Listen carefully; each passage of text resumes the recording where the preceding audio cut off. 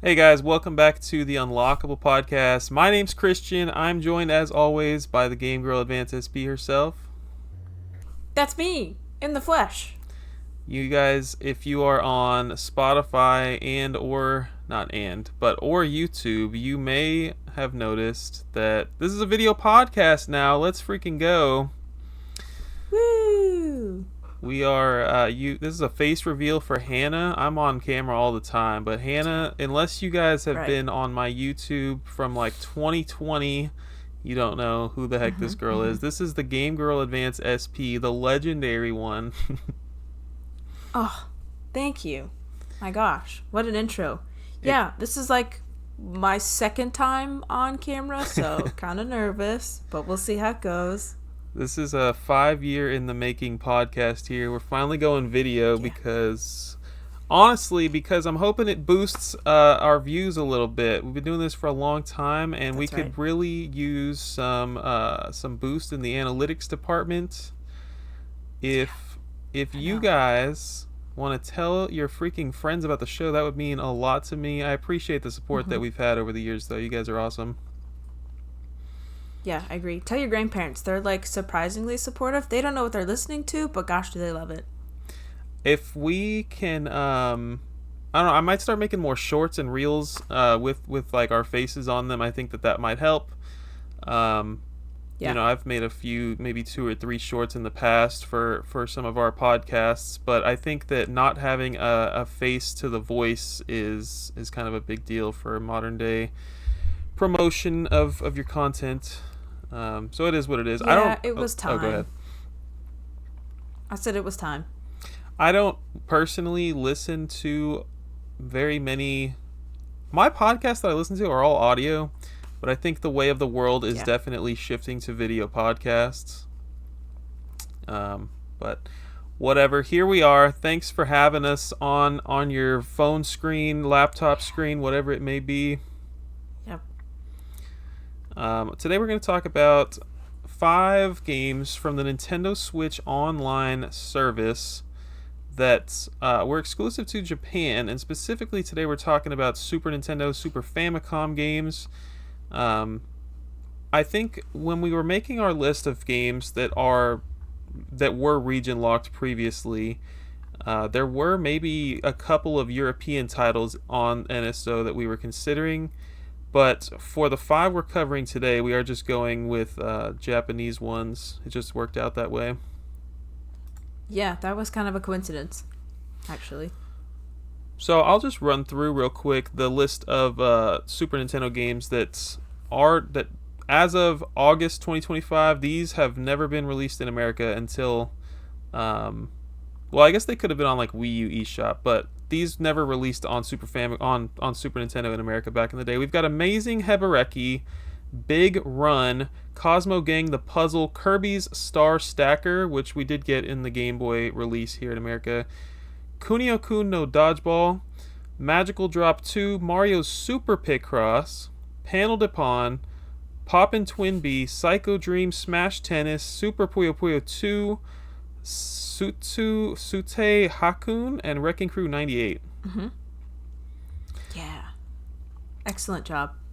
We did get a Wrecking Crew game here. It's completely different, I think, gameplay-wise from Wrecking Crew 98, if I remember correctly. No clue. We've got Panel de Pon games here. We've got, I want to say we've got some of the Twin Bee series here. But yeah, so the games that we chose to talk about today, you want to run through them, Hannah? Yeah, so we got Kunio-kun no Dodgeball, which is just so fantastic.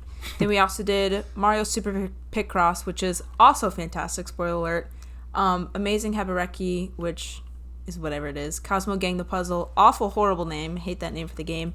And then Psycho Dream. And if you like that game, you are truly a psycho. But we'll get there. These games are not bad. One of them is, but we're going to talk about it. We're going to talk about it. You're going to see, like, is this something worth your time? We're going to talk about it. I'm just going to leave it at that. I think we're ready to dive in, though. We're going to start with Dodgeball today.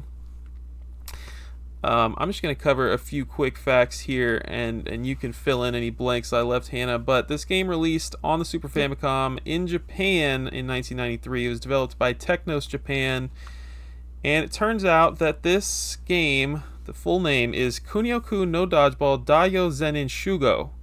And if you look on the internet, Excellent. some places actually have like English translated that to be something like, I didn't write it down. It was like, come on, let's play dodgeball or something like that. It's Yeah, Kunio's dodgeball time. Come on, guys. yeah, exactly. Yeah. Awesome. And so because of that, it was kind of hard for me to like find a lot of information at first, because it's like, oh, these different websites are calling it different things. So if you're out there and you're making a blog, maybe include both versions of the game's name, especially when it's not an official English name of it, right? Yeah, exactly. The game had... Okay, so this is part of the Kunio-kun series, which has a ton of different games across a ton of different genres, and it turns out it happens to be the same series as the River City games. The first game in the series is Neketsu Koha Kunio-kun Renegade, which came out in arcades, and we would eventually get that one here in America, just titled Renegade. It came to NES, it came to arcades over here, and it came to like several other platforms. It's just a beat 'em up like Double Dragon, typical beat 'em up. Nice. And what's really interesting is this series would encompass the River City series. They're all connected, which you would notice pretty quickly by looking at the sprites in this game. They do very much scream River City. What else you got for me, Hannah? So I was just looking at all of the games that were kind of, they're loosely related. Like you said, it's basically just like related by some of the sprites or whatever. But there's like 60 games in the Kunio-kun series. It's kind of mind-boggling. Like, I was just I'm blown away. And I was going to write a few, and I did, just because I think people would recognize like River City Girls, which I think that was a limited run game, or River City Girls Zero, which I didn't know was a freaking re-release of an original game that came out in 1994. So, no clue. It was re-released in localized version. I'm not too familiar with the River older City. Kunio-kun games. Right. I'm not too familiar with that series myself. Did you know that there was also a Downtown Smash dodgeball game on the Xbox 360? Did not. Did you know that? Let's see. You can also play this specific game on PS5 and Steam as part of the Super Technos World River City and Technos Arcade Classics. Rolls right off the tongue. So yeah. It's crazy how many games there are. I had no idea it was going to be 60. That's wild. That's pretty cool. I don't know. Let us know if you have any River City experience in or Kunio-kun experience in the comments. But go ahead. I was gonna say that it's now all the River City games are handled by Arc System Works, so it's no longer the old people Technos Japan that don't exist anymore. Gotcha. Womp womp. This game, I thought it'd be fun to start with for this episode, because it is quite the interesting and funny game. We fire it up. Was this the first game we played? I think it was, yeah. So we fire it up, and there's no. Let's just talk about NSO for a second. There's no manual. Okay, so like on the Wii U eShop, you bought a game for $10 or whatever. All of a sudden, you've got the game pad, like you can pull up the manual. It's this beautiful manual that's got like hyperlinks in it, right? And you can click, oh, take me to page 13 so I can see what this article is talking about or whatever. And it's like, it's beautiful, truthfully. And I think the 3DS might have been the same way, but it's kind of garbage on NSO. You don't get a manual, and you get like a 2-page, like some intern at Nintendo typed up some kind of like, here's what this game is about, here's the story, here's when it released, and by the way, we didn't translate it into English. Have fun. Good luck. This game, more than any of the other games on this list, is just about impossible to play without an English translation. Yeah, absolutely. Like literally everything is in Japanese. And Yeah. I know Japanese obviously, but even I was struggling with it. I was like, I don't know what all these things mean. And it's not clear if that's like a name or if it's like an actual like stat. So it was like I don't know. Very confusing. So you fire up this game and you're trying to just get it started, and you can't even tell like what's one player, what's two player. Am I in the Nope. campaign? Am I playing like quick play? Um, and there's like 6 buttons on the SNES controller plus start and select, but like you are pressing. I feel like a lot of games on Super Nintendo, you don't always. It's not obvious what's going to be the select button. Like Yeah. sometimes it's A, sometimes it's B, and maybe even sometimes it's Y. It's like it Yep. could be a plethora of things, and you're just like going through pages of menus, and you're like, what in God's name am I doing? What settings am I Yep. doing?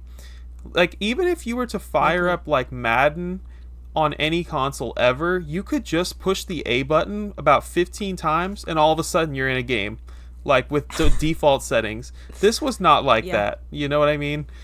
No, I didn't know if we were advancing it all in the menu system or going back or Yeah. like doing settings or I didn't know if the B was taking me forward or backwards. I was so confused. And I don't even know how we started that one game. That was just Yeah.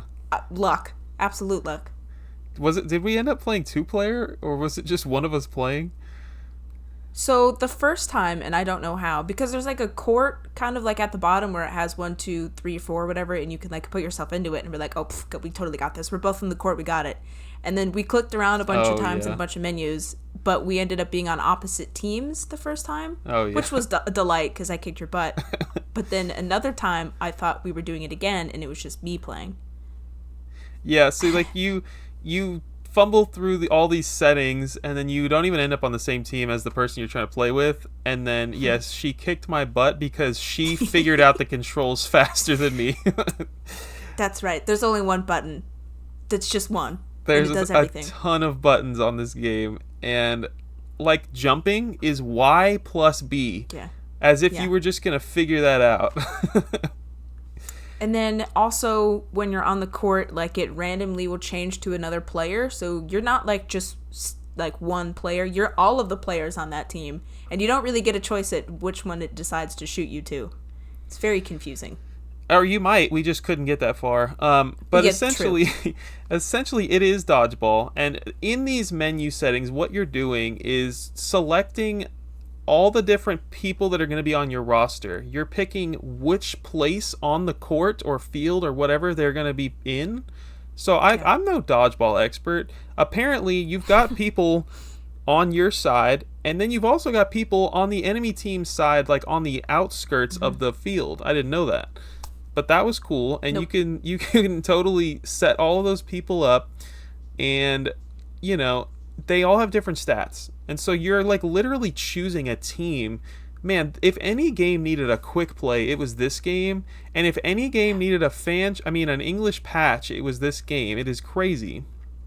Yeah, and everything is customizable. Like I have all of the like stats that each player has. There's ball power, ball speed, ball control, agility, jump, catch, dodge, defense, and physical fitness. All of those you can change, and you can customize your own characters and make like your own character from the ground up. I even think you can name them and like kind of picked out their character design. Not that we figured that out, of course, but it's crazy the amount of depth this thing has, Yeah. and we figured out none of it. You can pass, you can throw the ball at the enemy, obviously. You can jump in this game. You can catch the enemy's throws. You can grab multiple teammates to rally around you for some reason. And you can even And you pick can them stack. up. You can stack each other. I don't know what's going on in this Why? game. No, we did it accidentally, and then I couldn't get off. So it seems like the X button will let you create like a barrier of your teammates around you. I have no idea what's going on. You have health, which is cool. So it's not just like one hit and you're out. It's like Yeah. you get hit 3 or 4 times and you have HP, and you don't get out. You die. Like there's an angel sent to heaven when Yeah, you get knocked angel out. It's very funny. Once again, not a dodgeball expert, but I don't think you can stack each other up in dodgeball. No, I don't think so. But you know what? I had one heck of a fun time playing. I will say that. Yeah, I can't even justify like calling this a bad game because it just might be the greatest dodgeball game there ever was. But Yeah. I can never get there with a Japanese language on this game. Nope. I agree. And an English version exists out there, so it's like, why couldn't they just do that? Like, I really could not have been so hard to translate some of that stuff, or even do like a manual or like anything like you said. Like, it mind boggles me that they thought that English people would be able to play this game. Like, at least the menu, like everything else could have been different, but at least put the menu in English. You know what I'm saying? Why? Yeah, I have an appreciation for region exclusive stuff being brought over, and like maybe if this was like a free service, no complaints. But this is like, you know, something that you're paying for, and it's like, God forbid someone was just dying to play Super Dodgeball or whatever this game is called, and they're like, oh my gosh, this is it. I've been waiting for this game for 32 years to come out in America. Yeah. I can't wait to freaking pay for this subscription so I can play it. And it's just like unplayable. How disappointing for that one person out there. So you shared a video with me. It's this guy Batista_Harpu on YouTube. He had a VOD on like a past live stream that he did. He posted on YouTube.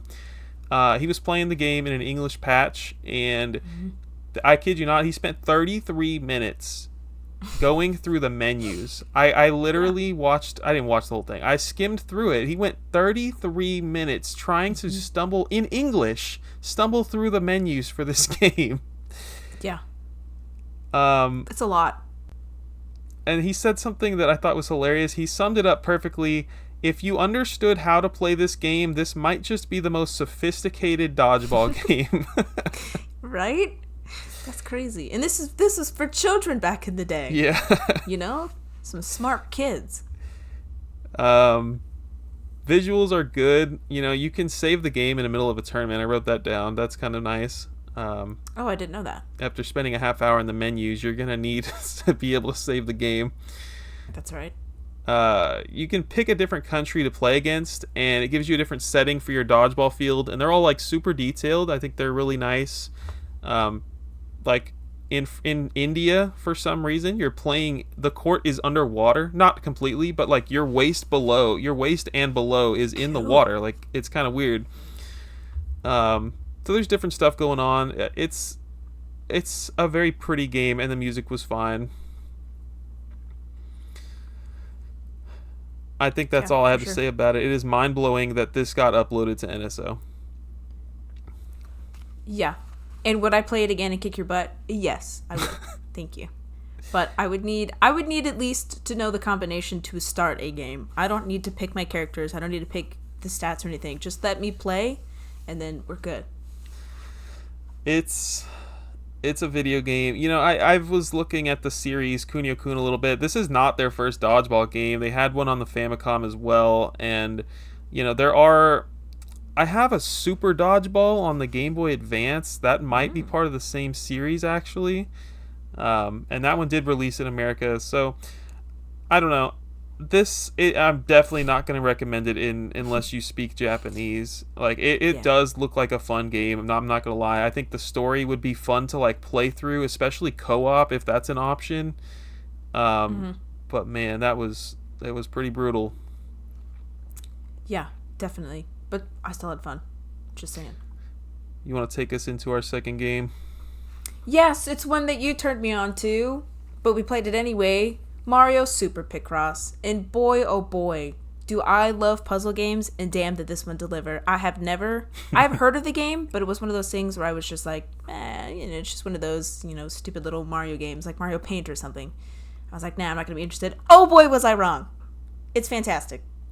I had no idea what this game was going to be. I mean, I'm pretty sure I've talked about it a little bit because I've been playing the Game Boy one over the last year or so, but I have talked about it on this show. This game is awesome. This game is even better than the Game Boy one. Really? Oh, well, shoot. I should have played the Game Boy one first. But anyway, It's a sequel to Mario Picross. It's compatible with the Super Famicom mouse, which is cool, and also on the Switch 2 is compatible with the mouse functionality. We tried it out for like 30 seconds, hated it. It was awful. I didn't know you it. could play the Super Famicom mouse with it. That makes sense now. I thought they just randomly added mouse controls for this game for no reason. Yeah. No, I didn't like it. Yeah, I yeah. wouldn't recommend that. But apparently after the failure of the first Mario Picross game, they decided not to release this one in the US, which I thought was interesting. I didn't look at sales number, and I should have now, but did it really do that bad? Americans, or they're just so dumb, or we're just like, they just thought, you know what, they thought like I did. They're like, this is just a stupid bargain bin Mario game. I mean, I can speak to that a little bit as someone who has an eBay save search and wants to buy Mario's Picross on the Game Boy. Like, they don't pop up all the time. There's a few on eBay any given day, but like, nobody wants it, and it's also not, nobody wanted it in the 90s either, right? Like, it's just not very, it's not super common. Bummer, everyone's missing out. But anyway, it was developed by Ape Incorporated, which is now Creatures Inc., who is heavily affiliated with Game Freak and Nintendo and known for the Pokemon games. So they've been around for forever. Jupiter also developed this game. Yeah, it was also developed by Jupiter, who's mainly develops Picross's games, but they also worked on Pokemon pinball games. And do you remember the Spectrobes game? I'm Seeing familiar, that on, yeah. Yeah. And they also worked with, surprisingly, The World Ends With You, which is that like cool anime-esque, like super stylized one, in collaboration with Square Enix. So they've also been around the block. I saw that they also worked on Chain of Memories, Kingdom Hearts game. Yep. And just like some random Disney stuff. Jupiter mostly does Picross, and like to the point where you would almost think Nintendo owns them, but they do not. Nope. And they have worked on a few other random games over the last few decades. Yeah. But anyway, that's what I got about that. I want to hear you describe the gameplay for people.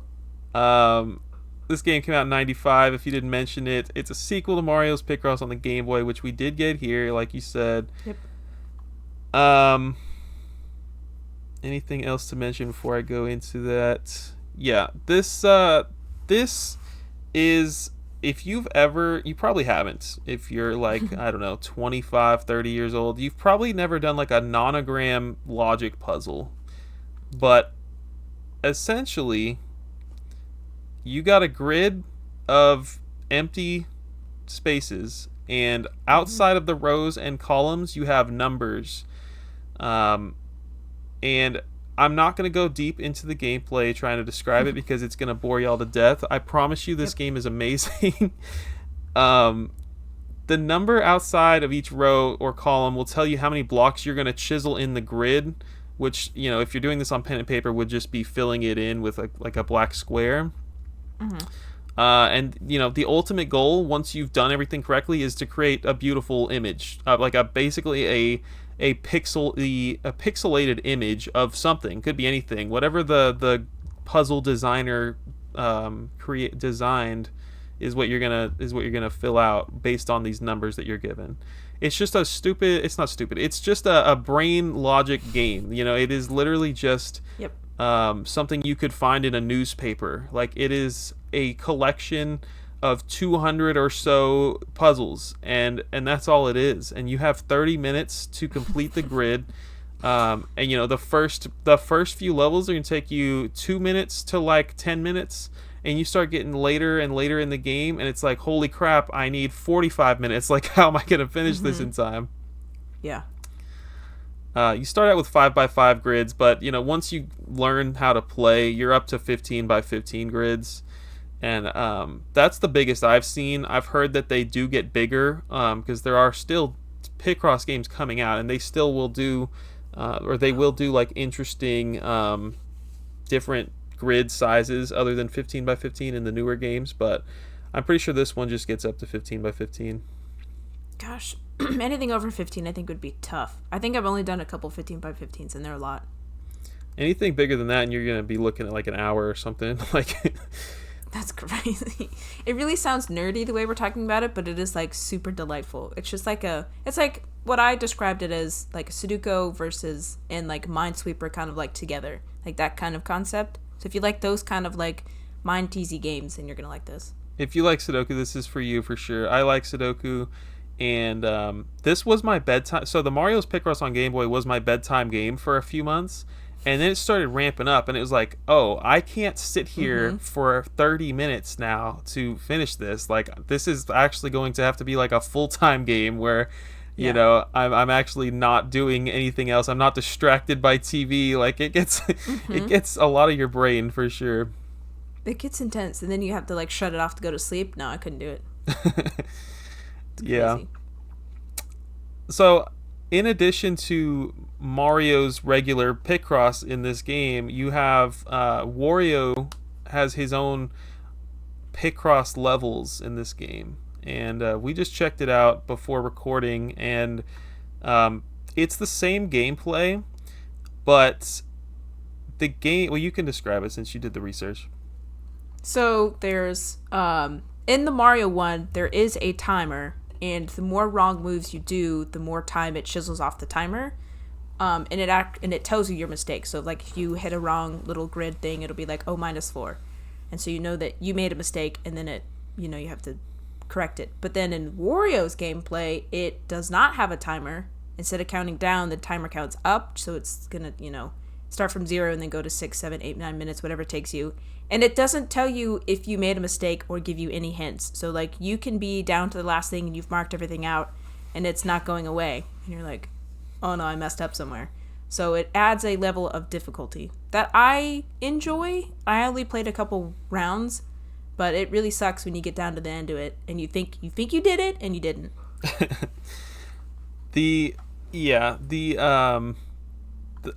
Playing Mario's levels, and I don't know if they had anything. Well, hang on. Playing Mario's levels is tough as it is, but it is imperative that you are informed when you make a mistake. But I only say that because that's the only way I've ever played it. Like if I was doing an anagram on a piece of paper, there would be no one to say, you got it wrong. Like that's not a thing. Yeah. So there's no timer. It's almost like Mario's version is easy mode in that regard. But you do have the timer. You do lose time whenever you mess up. So it kind of balances out, I guess. Yeah. But man, the Wario ones are going to get tough for sure. Like I could see it being very difficult, and I'm just going to restart if I ever get all the way to the end and I find out that like I missed one or I have an additional square filled in. That's pretty crazy. Yeah, but super fun. Would absolutely recommend if you like those like brain teasy kind of things. I played through all of Mario's Picross on the Game Boy, except for at the end. There's like this. It's almost like a boss rush mode. Like you're given an hour or something, and you get like 10 random puzzles, and you just finish them all as fast as you can. But essentially, the big differences I've found in this game, the Super Famicom one that we just played, first of all, the music's way better. It's actually, it's almost like they remixed the music, but there's more of a they can make more sounds because of the capabilities of the hardware, obviously. So the music's really good, but it does get super repetitive if you're sitting there doing multiple puzzles. That being said, there are 5 songs, and you can change them whenever you want, or you can just turn the music off and listen to your own music. I didn't know that was an option. How do you change the music? Oh, you just have to push start. It's on the pause menu. I didn't know that. I've been listening to the same song for hours now.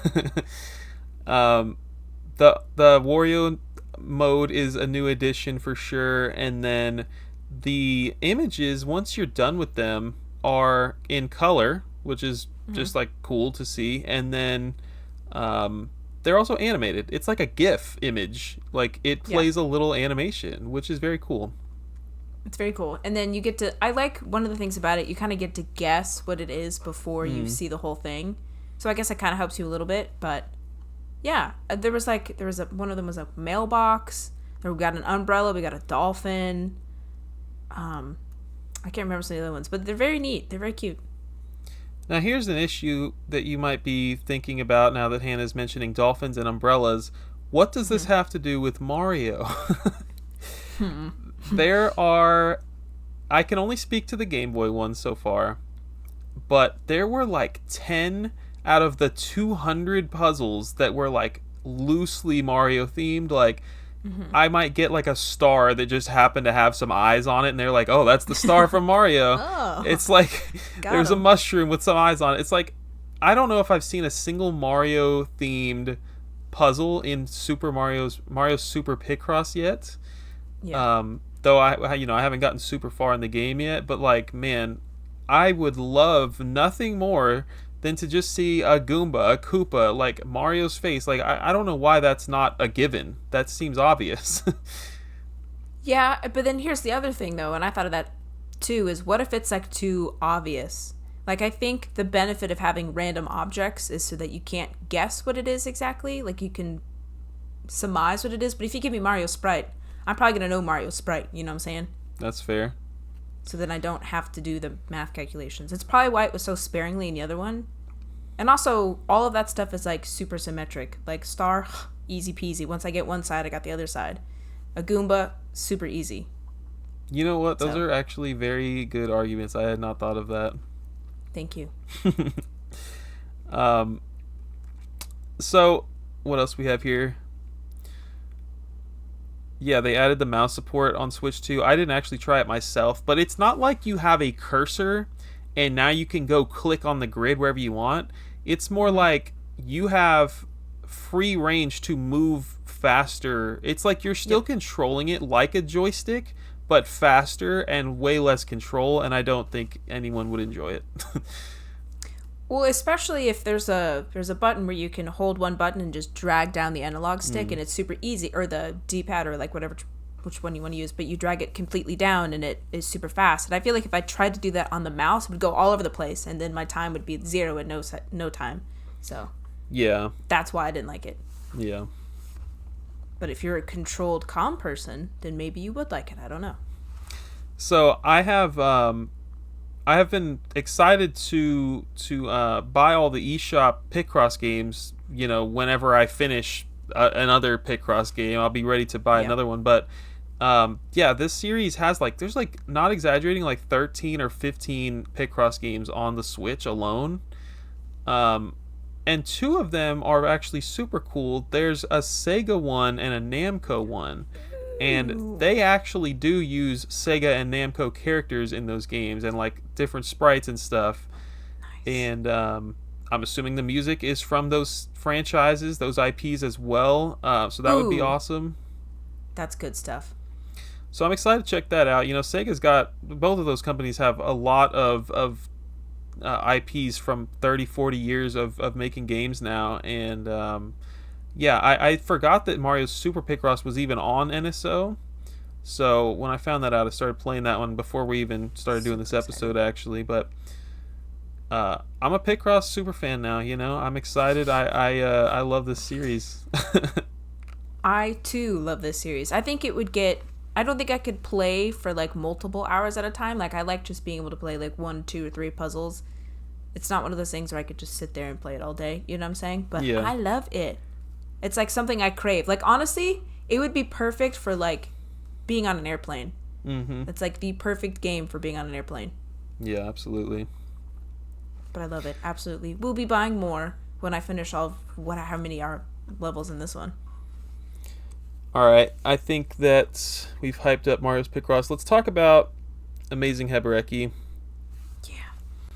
This is a Sunsoft developed video game for the Super Famicom, obviously. It is Sunsoft's first attempt at a fighting game. I don't have a lot to say about it. I do have some gameplay thoughts and stuff. Do you have any trivia or anything to share here? What year it came out? Well, yeah, so 1994. It's a fighting game, like you said, developed by Sunsoft, who also developed and published Gimmick for the NES. If you notice him, he's the cute little... big-eyed creature on the cover surrounded by all the gears and cogs. You would notice it.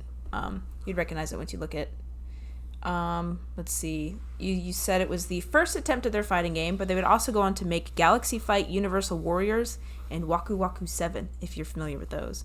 So they decided to stay on the fighting genre thing. But that's basically all I got, yeah. Wasn't a whole lot of information about it. It is attached to Gimmick a little bit. It is connected in the same universe or whatever to... What is the name of that game? The Euphoria series, right? But yeah, nothing. It's totally different game, totally different gameplay.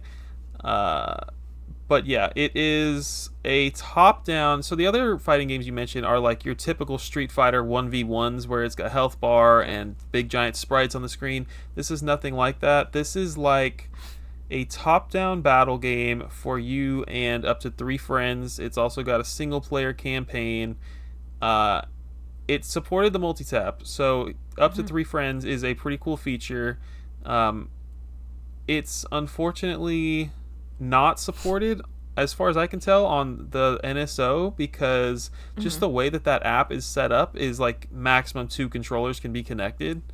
I'm thinking maybe if you played online with someone and each console had 2 connections, maybe that would get it to work. But also, you don't know 3 other people that want to play this game with you. I don't. I don't have one other friend that wants to play this game with me because this game was trash. I'm just going to say it right now. This game was not good. Aww. It was only trash because we know what fighting games can be. Like, back in the day, and I know there was a ton, don't get me wrong, but it's like, they were all like super buff jack dudes, right? Or like scantily clad women, which is fine if that's your thing. But like, imagine a parent going to the store and buying their kid a fighting game and it's just like half naked people. They're like, let's go with the cute little like furry animals. You know what I'm saying? The visuals have nothing to do with the quality of this video game. As a matter of fact, I would even argue that the visuals are the one good thing I have to say about this game. Yeah, absolutely. I mean, they're cute little creatures beating each other up. How could you not like that? Do you want to describe the gameplay a little bit? Okay, so I basically watched you play for most of it. We played, was it just me and you, or was it me and you against 4 other people? Or 2 other people? It was definitely 2 computers, yeah. Yeah, okay. So we were against 2 computers. I think I picked the penguin guy, and I just kept mashing buttons. I think there were button combos, but of course, like most of these games, it wasn't explained. So I think there's like a special move, there's like a kick move, there's like a jump move, and then randomly you get like these little, I don't even power up things that would like fly around the screen. No clue how they got there. It seemed random in my opinion. And then you could maybe click a button right and beat somebody up. I mean, that's it. The only things I can add to that is like there is a single player campaign if you are interested. It's the exact same gameplay she just said with like a pinch of story and then some credits to roll at the end. It's like a half hour long. It's trash. You travel around the world fighting random opponents. There's like 6 or 8 players or characters you can choose from. They each have their own abilities and different weapons from what I could tell. And that's it. You're just button mashing because it's not translated into English. And even if it was, you might still be button mashing because the game's not great. It's like, I think there was a special meter that we didn't really figure out what it did. There's health to pick up on the screen. It's just, it's the most bare bones, like 4 out of 10 video game. It's like, it accomplished what it set out to do and nothing more than that. They were like, I'm not adding any special features. Like, nope. There were gimmicks, there were stage hazards like that. I would never enjoy sitting down and playing this game. It's very bare bones. The music was good, the characters are cute, and to give them credit, they did change up the like little square field that you got, the little map that you got.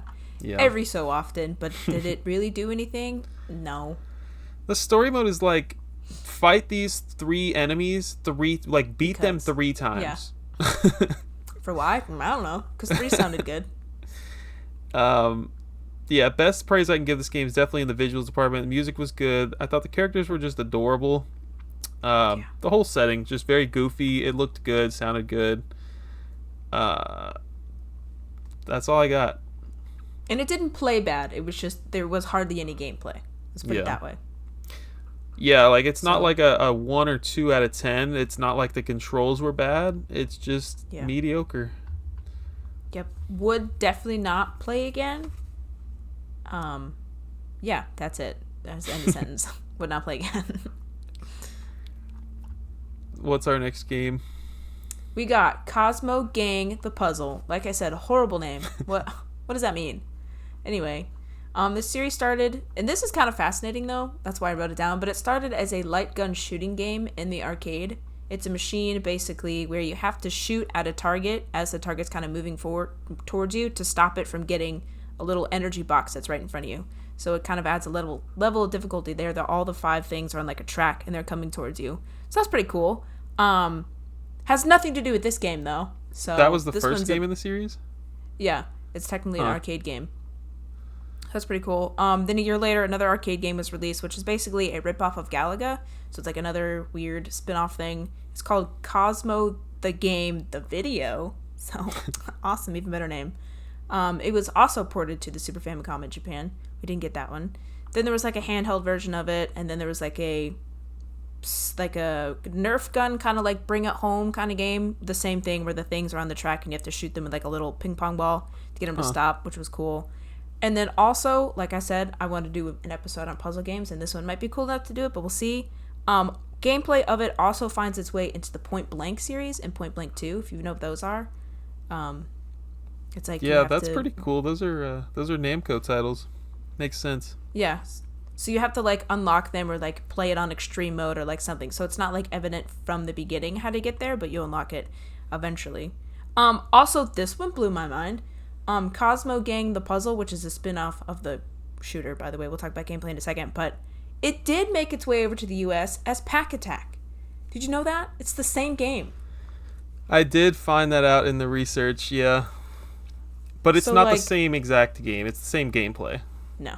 It's the same gameplay, but they just changed the characters to Pac-Man characters. So we did kind of get it, but not this version of it.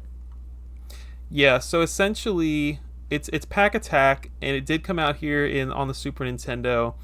And to explain the gameplay a little bit, you're given blocks in like, wow, this is a video podcast. I'm going to get to do something video here, in like a 90-degree elbow shape, right? So you've got 1, 2, 3 blocks, and you can kind of arrange those 3 blocks in whatever fashion you want. It's a falling block puzzle game, if I didn't mention that. And you're given an elbow shaped of clump of blocks. Okay, so you rearrange it however you want, and those blocks can be one of 3 different things. You get a red block, and that's what you want because your goal here is to clear as many rows of red blocks as you can. And then you've got these guys called jammers, and they are doing exactly what their name says. They are jamming up your situation, and you cannot clear a row if a jammer is in it.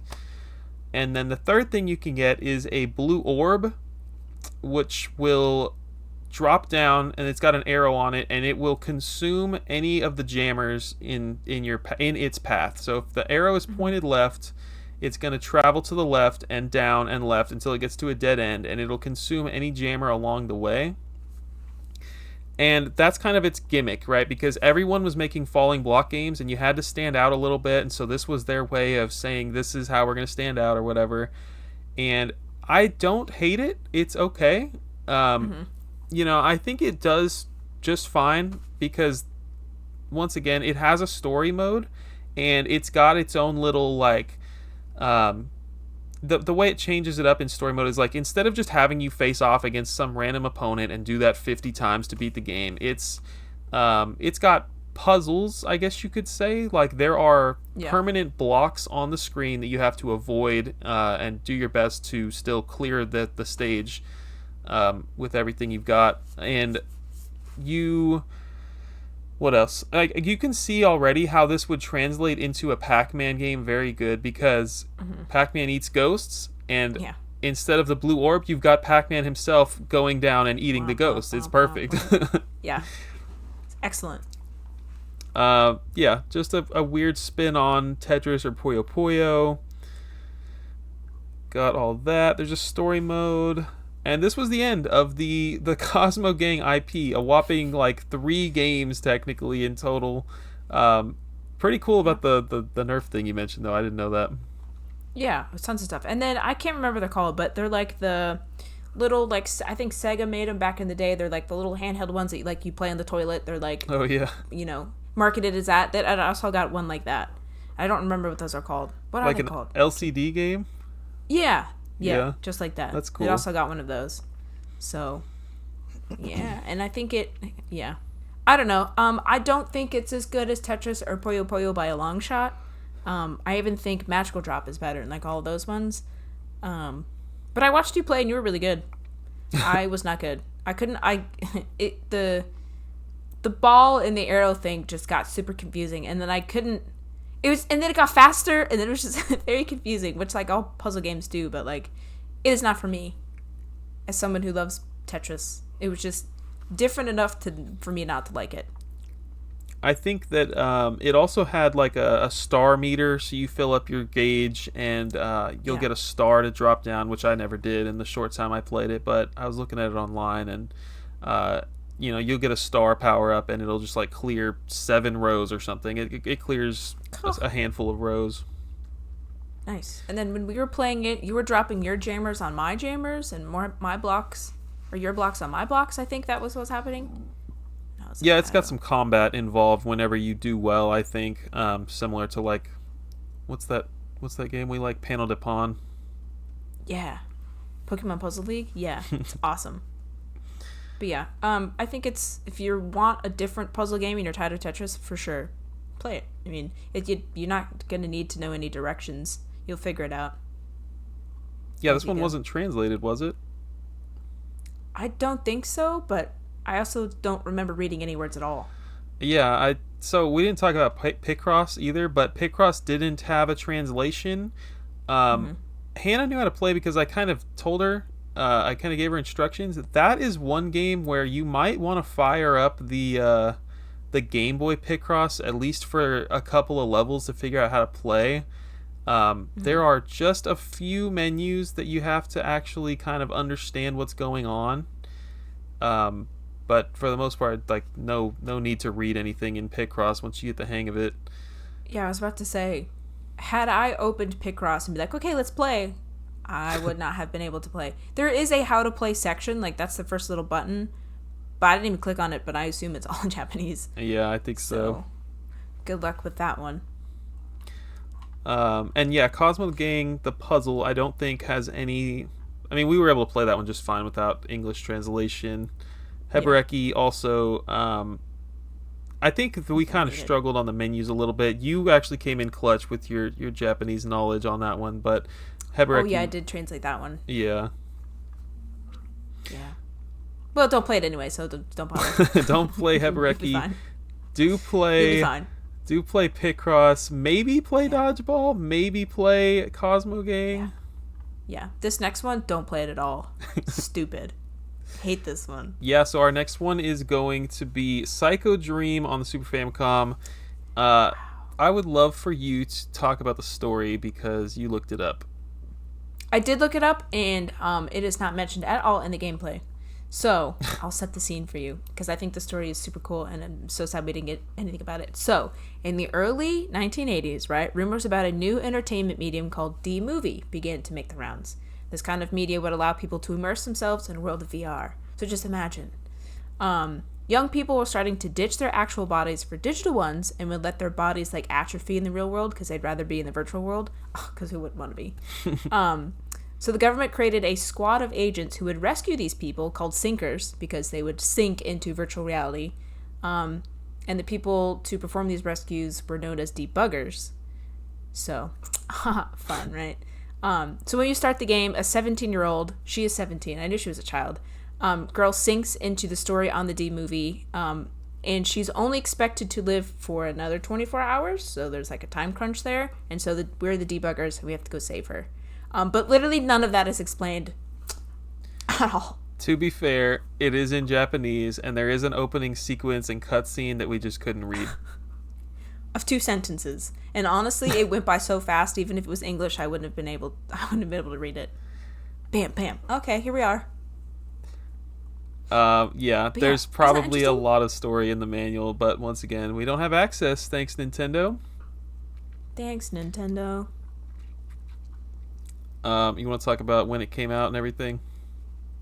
Yeah, so it's a platforming game. It was developed and published by Riot.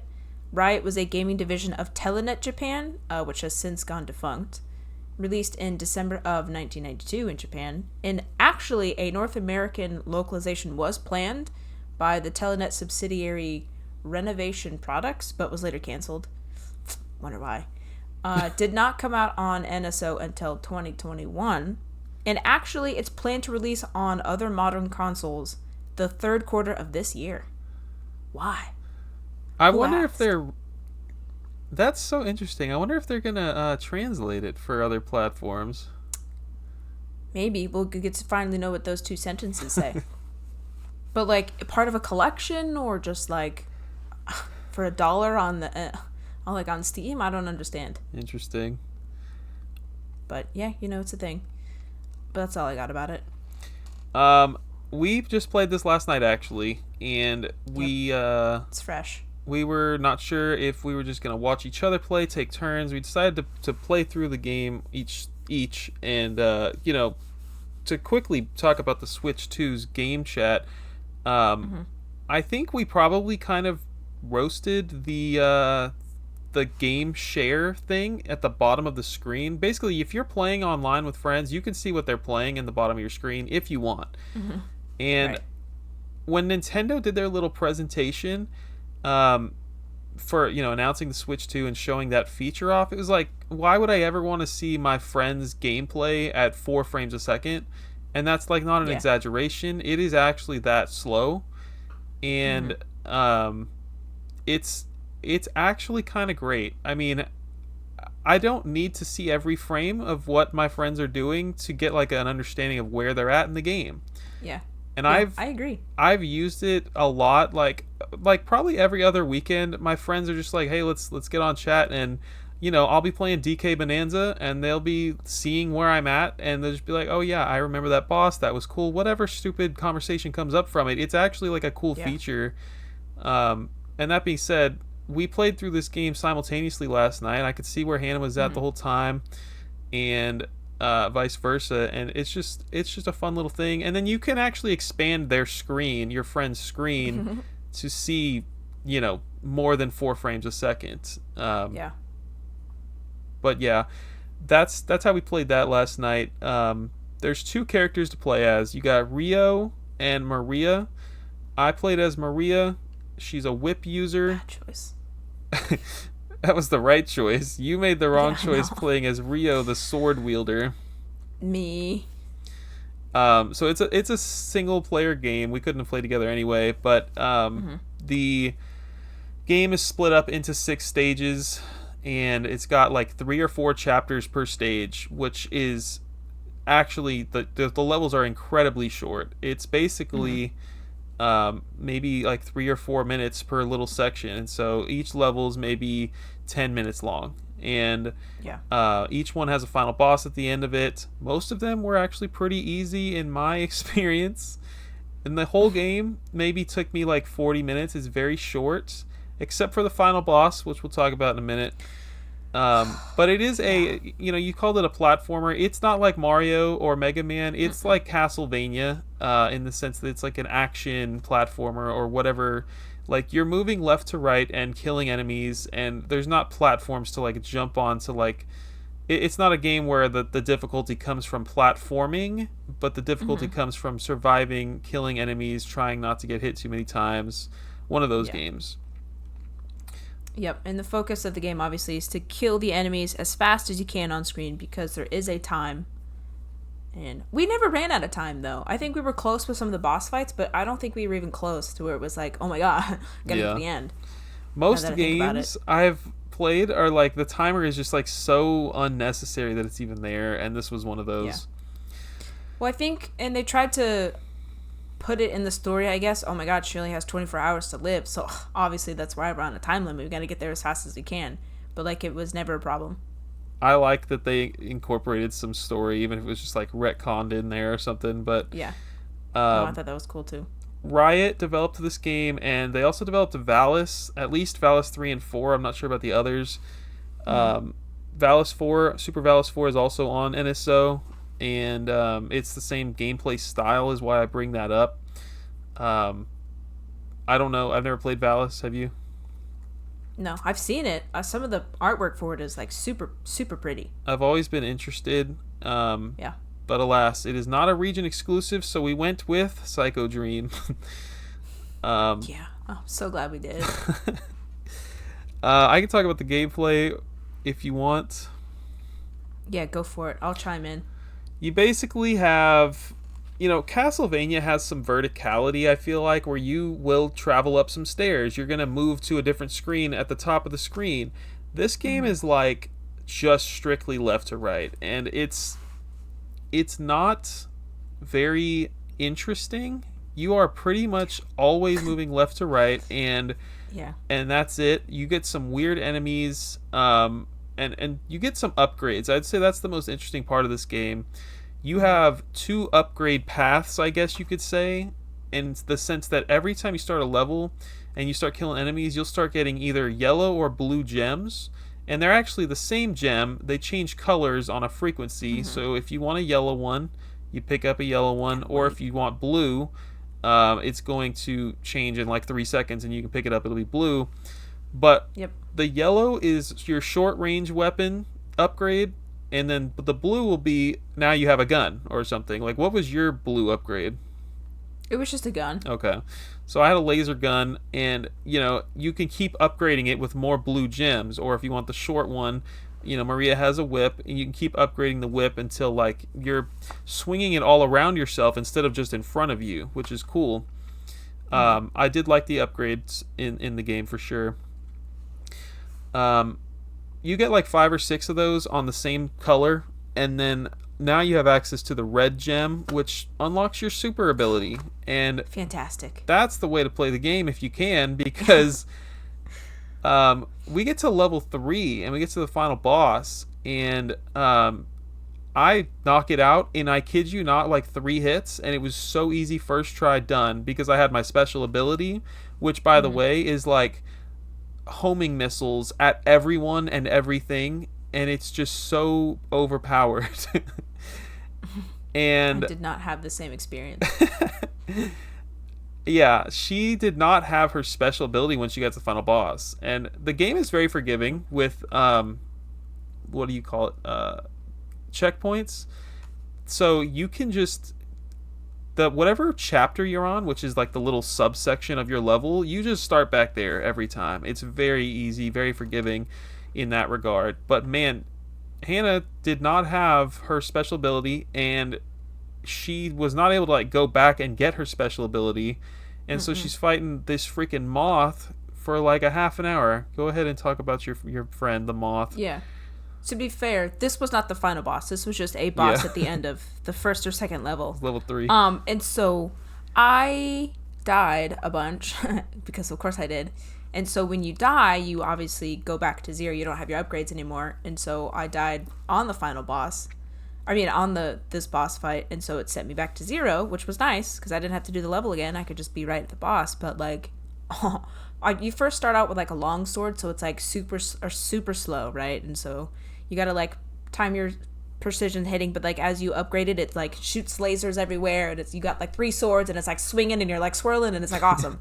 I died and lost all that, so I just had the long sword. And this stupid moth, it took me like 15 tries to figure out like his attack patterns, which I guess is normal for those kind of games, but god damn it, did it make me so angry, because like he would shoot, he was like a moth, but he had like rainbow like little antenna things, and they'd shoot like little lasers at you, but there was no rhyme or reason at how far the angle was that it was going to shoot you. So you could be right next to it and not get hit, and then you could be so far away and not get hit, but then you'd be, which you think was a normal distance, and then you'd get hit. Didn't make any sense. So that one pissed me off a lot, and I had to keep doing that one a lot. But I did it finally, which was nice. And then we got to the final boss, and it was even worse. There was a point where she was like, I'm gonna just stop Yeah. and watch you play for level 3 onward, and it was like I did. I stopped. I think I stopped for about 15 minutes, and I watched you play.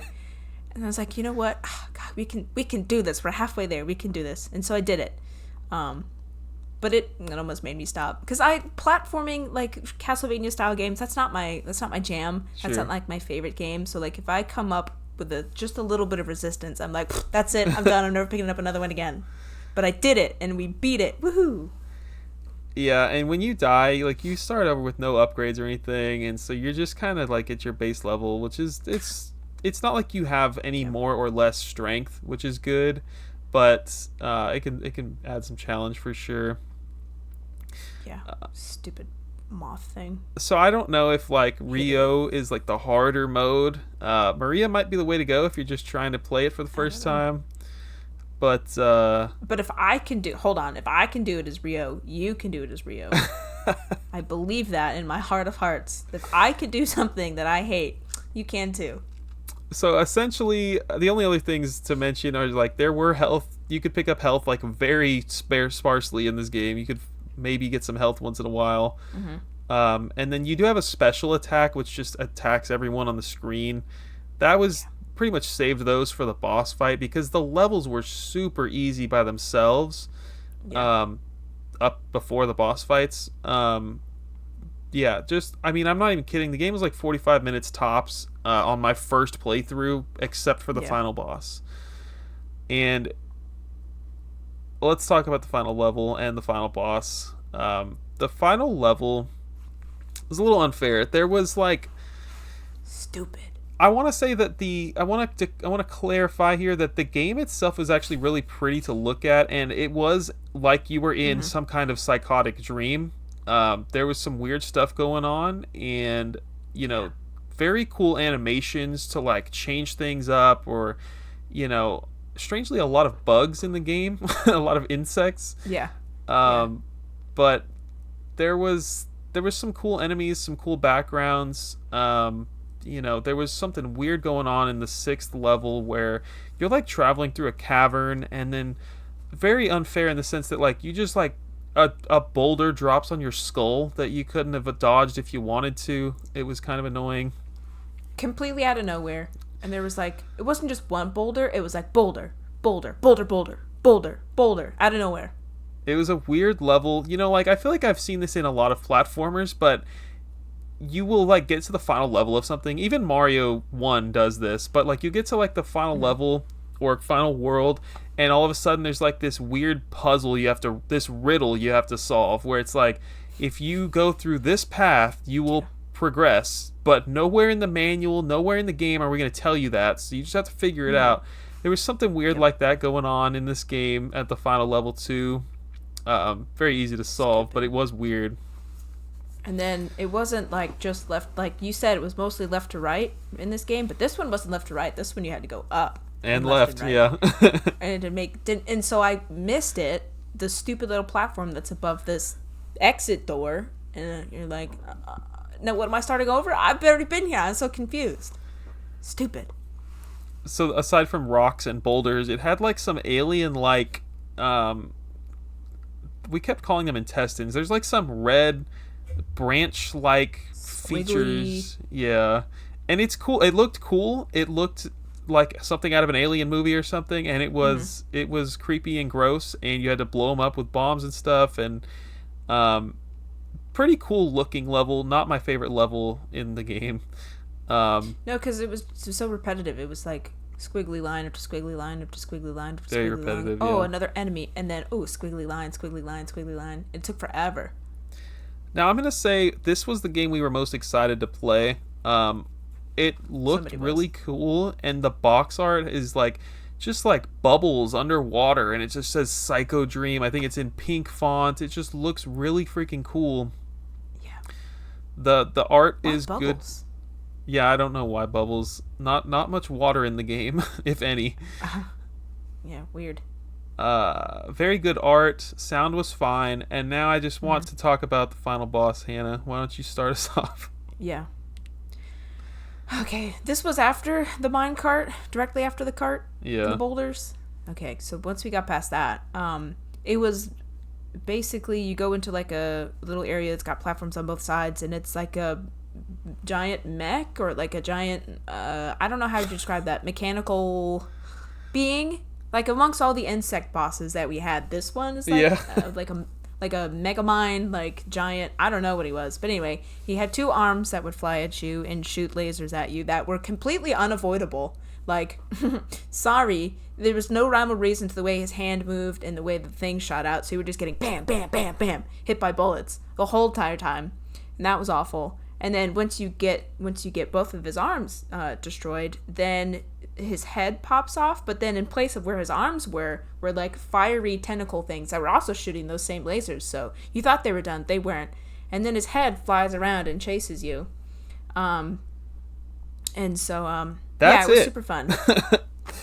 That's the whole That's boss it. fight, and I promise you it took me an hour to defeat this dude. It took me longer than it did to do the rest of the game. So dumb.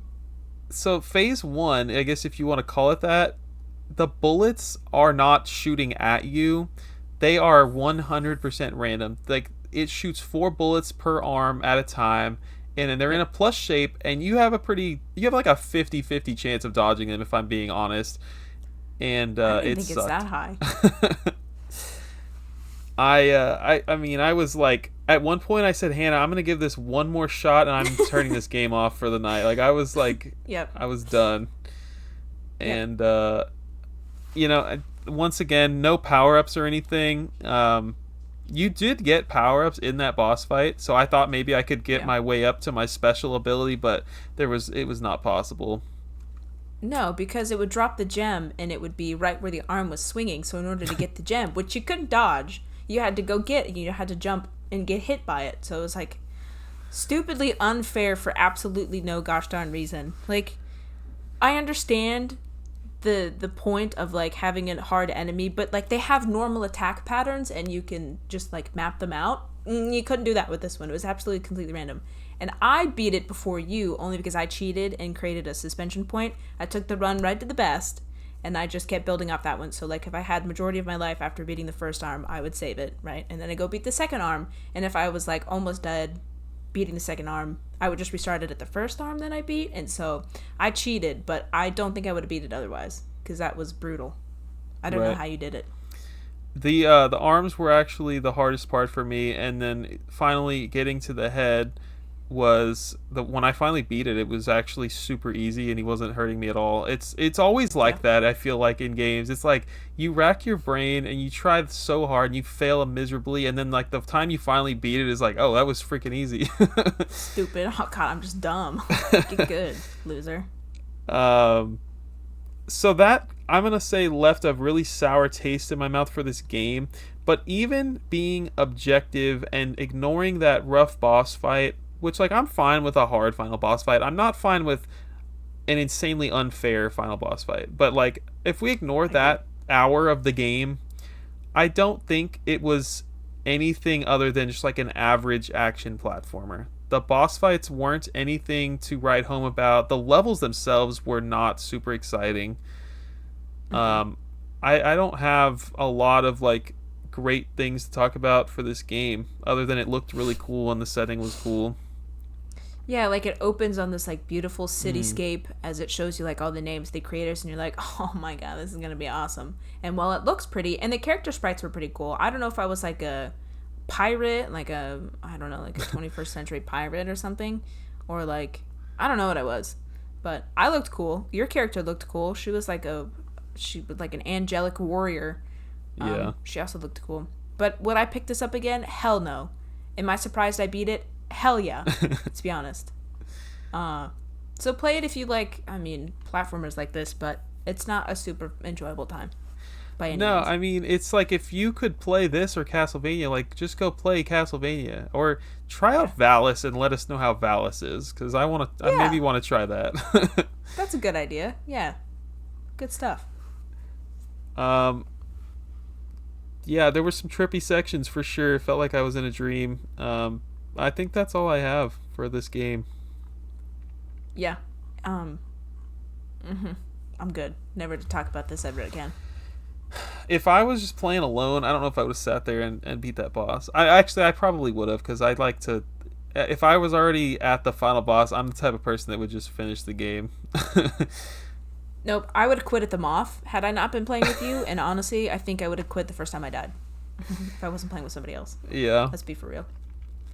That Moth almost took me out. Well, congrats to you for seeing it through then. Thank you. Final thoughts, I think. Do you have any final thoughts for this episode? Final thoughts. I did enjoy stepping out of my comfort zone and like stepping into games that I would normally play. So that was really fun for me. Now, is this one going to leave a sour taste in my mouth? I don't think so, because I think some of the other ones on this list are kind of cool, especially if you do like other consoles and stuff. So I very much enjoyed this. It was like nice little tastings of all these games that I've never played. And obviously Picross is like worth it. Yeah. You know? So yeah, this one was fun. I enjoyed it. I think I have to sneeze. Keep talking. Ooh. Okay. Sorry. I don't know if I've ever sneezed in 65 episodes. Wow. So the other games that I mentioned, there's 14 games as of August, and like most of them are puzzle games.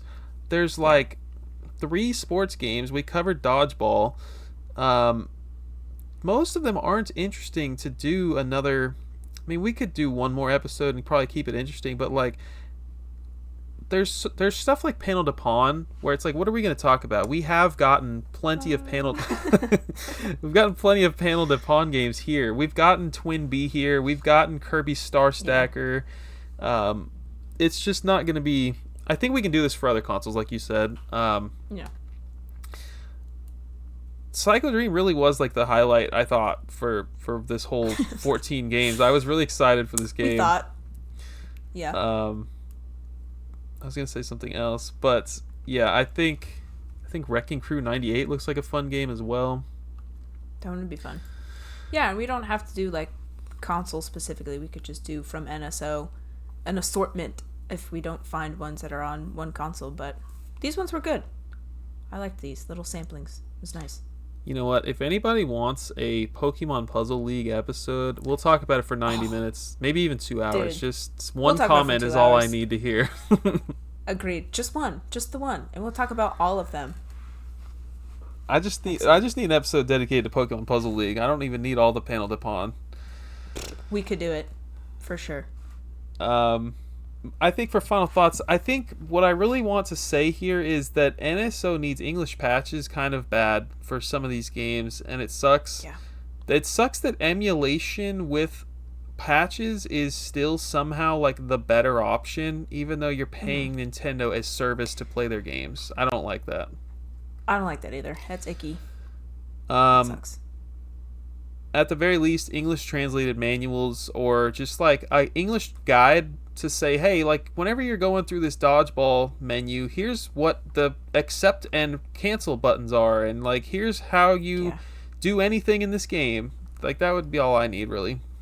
Something so easy like that would be much appreciated for some of these. Now, we've only played 5 of these, so like could it get worse? Could it get worse than Dodgeball? Do you think? I don't think so. Because it's so in depth. Okay, cool. So we've already done the worst one, so it should be easier from here. Like if there was a RPG, like something like with like a lot of menus, that would suck. But I don't think there are any on NSO that were Japanese exclusive. No, I mean even if we did Breath of Fire, I feel like we could. No, we couldn't figure that out because it tells you where to go sometimes. So never mind. Yeah. No, you're right. Yeah, that would be one's hell. tough. I take that back. I think that's all I got. I think this was a good idea. I also enjoyed like these types of episodes are excuses for me to play something I otherwise might not have, and I appreciate that. Yeah, I agree. And these ones were good. I can't imagine picking 5 that sucked. Yeah. But then we'd have more to talk about, maybe. I don't know. Hebereke wasn't good, but you're right. It wasn't. We don't have to speak about that one ever again. Hannah, let's talk about some news. There's been some Gamescom action. There's been some announcements lately, I feel like. What do you have?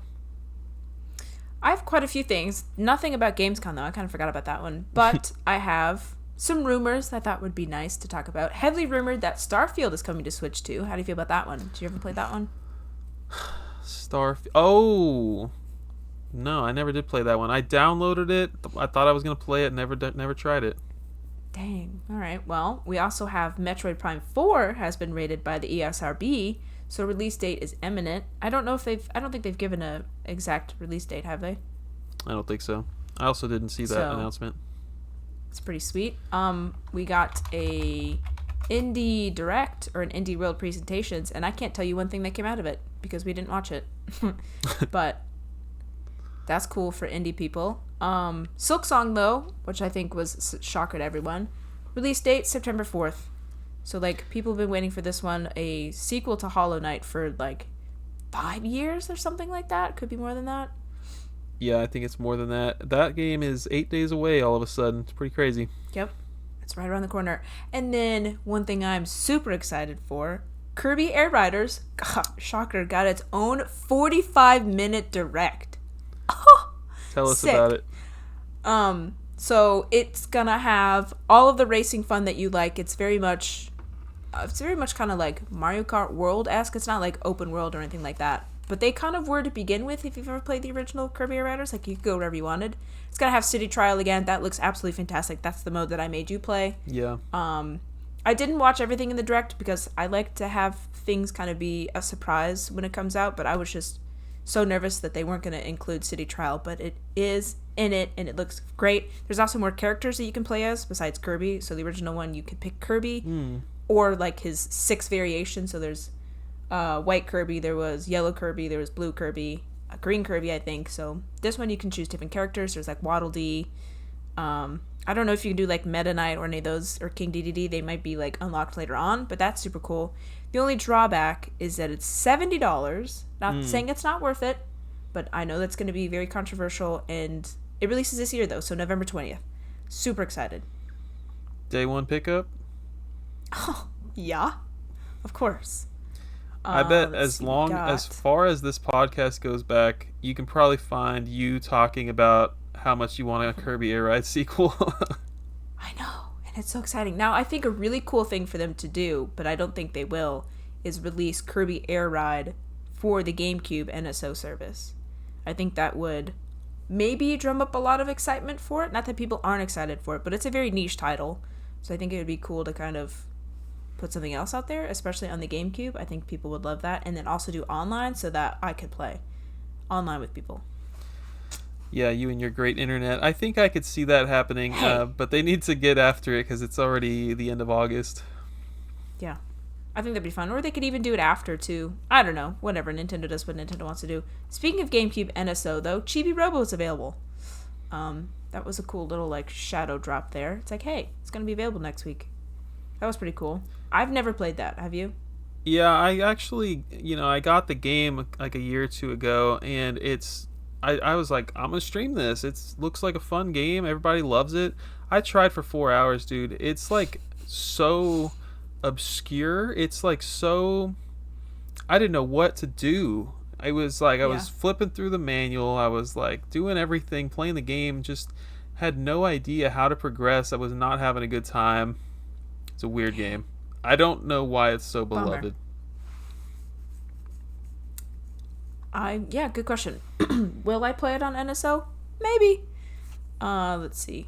This one is cool, and it shocked the heck out of me. Nintendo announces My Mario, which is toys and products themed towards children. So you gotta start them young over there in Japan.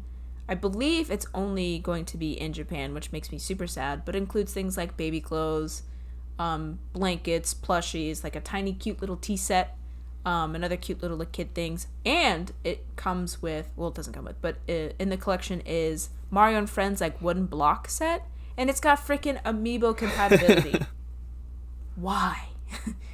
Why would they do that? To me, who has to now buy them. I love it. I mean, they're super cute. I mean, everything in the collection is like damn adorable. But why the amiibo? Why? I mean, I'm so glad that it's still around, but geez, how much are those blocks going to set me back? I forgot about that. That was like a month ago now.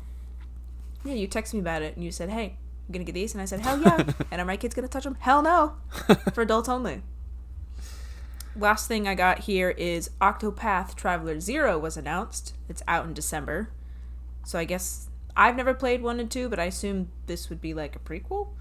So that's cool.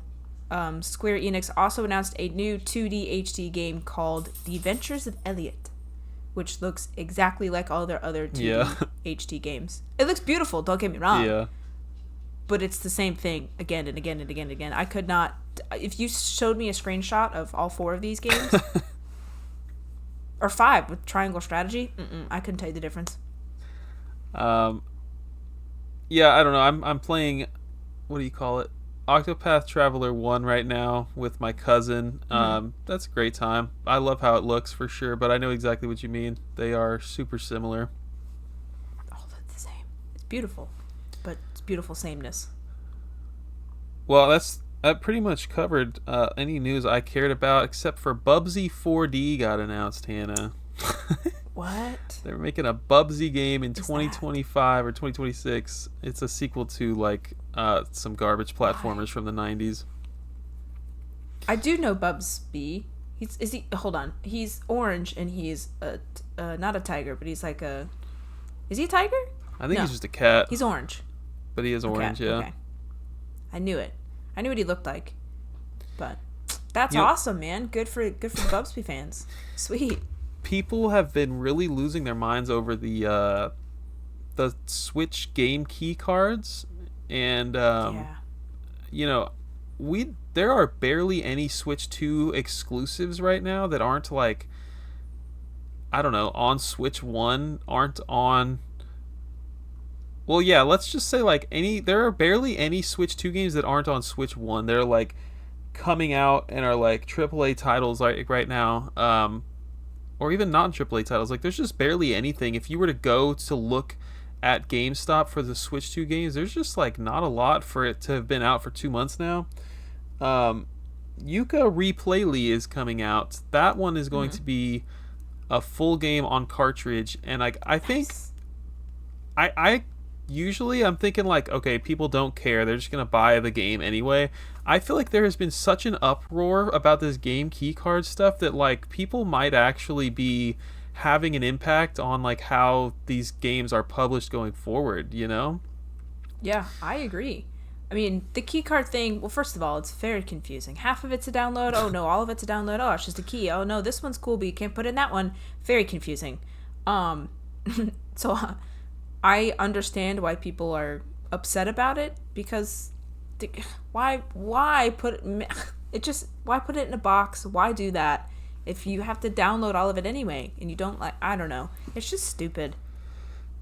I mean, shout out to the consumers rising up against the mega corporations, right? Like, I'm usually just like, yeah, digital future's coming, like, it's over, just forget it. But, like, I don't know, shout out to the resistance here. Like, these people are actually making a difference, I feel like. Yep.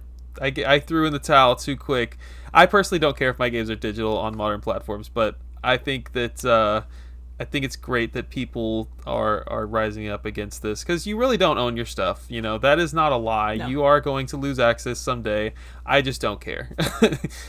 I think that I think that it's cool to see these people making waves. I think it's awesome. I agree. I mean, I'm gonna, what is it called, the Kettle Black or whatever. I don't own a single Switch 2 game physically. The only Switch 2 game I have at all is Mario Kart World, and that came with the Switch. So I don't have a single physical. That's your Mario's Super Picross machine right now. That you darn right it is, because I have not even, and I hate to say this, touched my Switch in a very long time. Let's talk about the things we've been buying. Let's see. I did buy, what is it? Oh my gosh. What's the demo called on the Switch 2? Welcome Tour? Oh, you bought it? I did. I bought it. I had a $5 reward at Best Buy. So I bought it through Best Buy, and the thing was only $5. Nice. It's awesome. Didn't play it? I think I even had some gold coins left over from God knows what, so I think it was even less than that. But yeah, it's fun. I played it. Okay. Yeah, I did. What else did I buy? Honest to God, I think that's it. I actually have not been buying much myself. I have been, I mean, unemployed still, but Right. I have been. The only things I've been buying are cartridges for my empty boxes that I have unfortunately accumulated. So I have been buying quite a Nice. few Game Boy, Game Boy Color, Game Boy Advance cartridges and completing my games. So that's been exciting. But Nice. that's pretty much all I have to report on. Man, what have you been playing? I've been playing so much. Let's talk about Switch 2 Welcome Tour real quick because I was actually just playing it a lot yesterday. I'm about Mm-hmm. to. I'm like 20 minutes from finishing that game. Actually, I'm gonna finish it up today. But tell me your thoughts on it. Nice. I love it. I think it should have been free, but I think that they put a shockingly like amount of detail and like time into it. Um and it's super fun. I think I got past the well, whatever side the welcoming Joy-Con is, and now I'm on the screen right now, so I haven't gotten too far. But it's very fun. It's very like I don't know, it feels do you remember Polly Pockets when you were a kid? They're like the tiny like little like doll things. It's Yeah, like cute because it's small, you know what I'm saying? Like the Switch is so big and you can find all these little crevices and like, oh yeah, did you know that this blah blah blah blah blah. It's very neat. They put so much time and detail into it. Um I enjoy it. it is very cool. I think that anyone that can like, if you ever looked at a translucent N64 controller as a kid and you're like, wow, that hardware inside is so cool. Like you would love this game. It's so cool Yeah. to learn about this stuff. It's Yeah. so cool to literally walk through the hardware as a character. And I've already talked about it, but you get to experience the mouse controls. You get to experience the camera or anything Yeah. that the Switch 2 can offer. You get to learn about it and experience it. The rumble in it is cool and how you can tell. That's also super neat. Yeah, I don't know why it just wasn't free and they just automatically like opened it up on your Switch. Like, oh, this is the new Switch, you just open it. Hey, you want to play this demo that we have that shows all these features? I It don't is get like it. I'm usually kind of the guy that's like, oh, there's probably a good business reason for it. This is one where I am just dumbfounded. I cannot believe that they would charge you for this. It's crazy. Yeah. But anyway, I'm enjoying my time with it. I'm not sure if I'll beat it like anytime soon. I'm kind of just like enjoying like playing the little mini games and be like, oh, what does this feature do? I'm not in any hurry to beat it, but it's fun. Yeah. I've had it for 2 months and I'm just now wrapping it up myself. Yeah. Super Other neat than though. that, I've been playing a ton of games. I've been playing Tony Hawk 3 and 4. I think I might have mentioned that a month ago. Nice. Yeah. It's I beat awesome. 3. I'm on my way, like halfway through 4. I've never played 4 really, and I like the parks in this one. They're pretty Hmm. sweet. It's like more of the same in the best possible way. It's just Tony Yeah. Hawk, and it's just awesome. It always is. I love Tony Hawk. See, I had the Switch version pre-ordered like a really long time ago, the one that came with like the skateboard deck, Mm. and then I was looking at it and I was like, why? I don't need that. I want it, but like I don't need it. What am I gonna do with it? So I did not elect to buy it. So I don't own 3 and 4 right now, but we'll see. Maybe 2's my favorite. So like anything past that, it's not going to be as like nostalgic and fun for me. Um, so that's why I'm like, I'll just wait for a sale. It'll be fine. It's pretty great. DK Bonanza, I feel like that was Ah, out when we recorded last. yeah, it Yeah. was.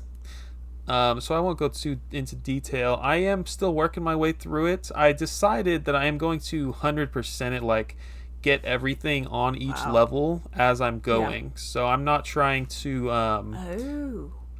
to rush through it because I have a problem where if I roll credits, I'll tell myself I'm going to go back and get all the bananas. That is not going to I never happen. do. So I'm doing my part here by completing Yeah. it as I go. That makes sense. I too have the same problem.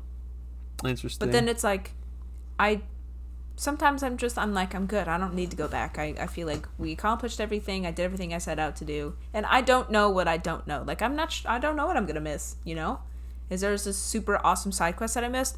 I don't know, and I don't even know about it. So how could I miss it? That's how I feel sometimes.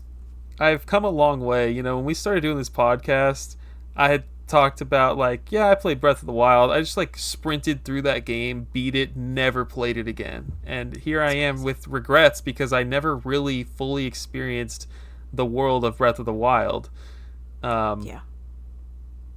But I've come a long way, and I did a lot better with Tears of the Kingdom. I'm doing better with Bonanza. Like, same thing with Odyssey, dude. I have regrets because I need to go back and, like, I'm gonna play that whole game again, maybe, because like I just flew through it, and it was like one of the greatest games that we've ever gotten. And I'm just like, yeah, I beat it. It was a great time, but there was so much more to do in that game, and I regret that. I feel the same way about Odyssey, but I feel like the longer I wait, the newer it's gonna feel. So like if I wait, I don't know, another year, I'm gonna be like, oh my god, oh, whoa, it's like a whole new game, you know?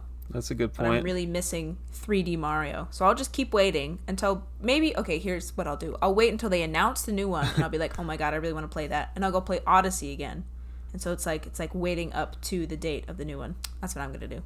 Big brain moves. I've also started playing. My roommate and I started playing Resident Evil 5. It's on PS3, and just like a local co-op game. You know, he's a huge Resident Evil 4 fan. We played 6 together back in the day, and I was just on Instagram, and somebody had posted Resident Evil 5 and was talking about how fun it is co-op. I was like, we should play this, and we're not super far in it. I don't have much to talk about, but it does feel very janky, like Resident Evil 4, for those of you that have played it, and maybe not in a good way. Like, I feel like Resident Evil 4, we're just like, yeah, it's on PS2, it's on GameCube, it's got that old game jank. This is a freaking HD console here, and it just feels like, man, Resident Evil 5 should feel better than this to me. But it's fun to play. I've enjoyed the little bit we've played so far. It's hard. Old game jank. It's so funny. But it's true. Yeah, you're like, it's fine. It's whatever. It came out 20 years ago. It's a little janky. Old game jank. That's funny. That's a good one. I'm playing Dying Light 2, and if you've been listening to this podcast for a while, I got this game years ago, and again, I'm playing this with my roommate. This one is online co-op. I got this game like on launch weekend because I was under the impression that this was going to be a game where you could actually play co-op through the whole story, but it's one of these games where you will, like, I will go to someone else's world. Like, I don't know if I have an analogy for you that you've played. I guess it's kind of like no, I'm not gonna make an analogy. It's a game where you go to someone else's save file and you can assist them in their save file, but the two of you don't have like a saved file for your own co-op campaign. It's like, I don't like that in my personal taste, but because of that, I never finished this game. It's not really my type of game, but my roommate is obsessed with Dying Light. He's really excited. The third one's about to come out in like a month, I think, or a few weeks, and he just got riled up. He's like, yeah, we should totally go finish your file of Dying Light 2. So we're like speeding through this game right now because he beat it. He's like high level. He's giving me all these high level weapons so I can fly through the game. And it's just kind of like, I would never do this normally, but because I don't care about the game a whole lot, I'm just like, yeah, let's do it. It'll be fun. You know, I'll cheat my way through it a little bit with these high level weapons. So I've been playing that as well. That sounds fun. Is it scary? It is actually kind of scary, yeah. Darn. I wouldn't recommend it for you. Not it. Last thing I want to mention here, I'm playing, I don't remember what I bought. I bought something at Target, and they gave me like an Apple Arcade membership. I don't play mobile games, but every once in a while I get like some free membership to like Apple Arcade, and I'll be like, all right, I'll play something. I got Katamari Damacy Live. I didn't know there was an Apple Arcade Katamari game, and it's kind of fun. It's basically Katamari, but on mobile phone, and I think it's going to take me 2 months because I never sit down on my phone to play a game. So it'll probably take me the full 2 months to beat it, but it is fun, and I can hook up an Xbox controller instead of trying to use the stupid touchscreen. Whoa. So it's a good time. Dang, that's a new kind of nerd. Yeah, I just use my Xbox controller on my phone. It's fine. I feel old when I can't use touchscreen like the kids these days. Dang. That sounds fun. It's Katamari, so you're just picking up stuff, right? Yeah, I think you would like Nice. Katamari. I've played is it Damacy that's on the Switch? The regular Yeah. Switch? I have it. Oh, okay. Played it. It's nice. It's good stuff. That was everything I'm playing lately. Have you played anything besides the Switch 2 Welcome Tour? Yeah, Baldur's Gate 3. Hello. Yeah, That's tell taken us how it's going. all of my time. All of my time. I can't stop playing it. So like I've mentioned this before. Super into like D&D now. Started playing it last year with my friends. Oh, it's so fantastic. This is like obviously the digital version of it. It's just so good. I mean, it's also got that like you should definitely be playing on like a computer kind of jank because I play on the PS5, but goddamn is it fun. And it's expansive. I was talking to my other friends who obviously wanted me to play it, and he really took his time with it, and he, I don't know, had a much different experience than I did because I think I kind of rushed a little bit, not knowing. Because like the way it works is you get like you're put in these areas, right? And there's towns to explore and there's people to meet and like whatever. But like combat is such a big part of this, and you really only get like you get more experience from fighting people versus like being the good guy and like, you know, finishing all these quests or like whatever, but like without killing them. So like once you go and kill people in the town, like they're dead. Like you can't do anything about it. So I thought that I had just completely demolished this first area and there was like no one to talk to. I had killed them all, and I was like, well, I have to go to the next area. Well, I was severely underleveled, so it was like super difficult. And I almost there was one fight where I almost put it down. I was like, this is it. I can't do it anymore. I've done this thing 30 different times. Every iteration, I've tried different characters. I've tried this, that, blah, blah, blah, blah, all these spells, and I was like, this is it. I can't do it anymore. And then I cheated, and I looked up on the internet how to do it, and so people gave me advice or whatever. But it's super fun, super expansive, so many characters to meet, so many different paths to take. I've never played a game that's like so expansive in all your paths, and like the decisions that you made in Act 1 or Act 2 absolutely affect what happens in Act 3, or the way that you like have like a, you know, like a relationship with somebody, or like speak with them, or like do anything like that, like the way that they feel about you totally changes like what they do for you in the future. So like if you're in a big fight and you piss these people off, they're not going to help you in the fight, but if you like help them or like do whatever quest they make you do, then they'll help you in the fight, and then it's like so much easier. So it's crazy. I've never played such an expansive game where every decision matters. Yeah. But it is super fun. I mean, that's exactly what D&D is. I love it. It is super fun. That's awesome. Yeah. I could totally see why it's so beloved. No wonder why it won Game of the Year and like Music of the Year and like all these other things. It well deserved. It's Absolutely. incredible how everything is voice acted. Everything, there's like cutscenes all the time, and it is super incredible. I will say though, if you don't have any D&D experience, it will be kind of confusing. And even I only had limited amount in it, and it took me really a long time to learn. But super would recommend for everybody. Just know that you might get a little confused and do moves the wrong way, or like take potions on accident. That's just going to mess you up a little bit, but fantastic. Would recommend. Heck yeah. Hannah is a PS5 girly now, and you can now request us to play games like Final Fantasy VII on the PlayStation. I would do it. I'll do it tomorrow. Let's go for it. Now that it's finally coming to Switch. Yeah, really. I'm trying to play Elden Ring now. I'm trying to play Spider-Man. I'm trying to play the Fallout series, because those sound really awesome. I'm trying to do it all. Yeah, when you talk about like the way you just described Baldur's Gate was giving me like vibes of like an open world like Fallout, you know, the way you can talk to all these people and have your actions have implications, but I imagine it's exponentially larger on Baldur's Gate. It's crazy. Like there's like every time you talk to somebody, there's like always 4 or 5 different like speech bubbles that you can pick, and like depending on which one you do, sometimes they end the same, but sometimes it's like radically like drastically different. And I know that because you can save it right before you talk to that person, and then you can choose a different option. Like if this road leads to combat and you're like, I'm definitely gonna get my ass kicked, let's try to like weasel my way out of it, you can like go back. So I don't know if that's technically cheating, but I do it.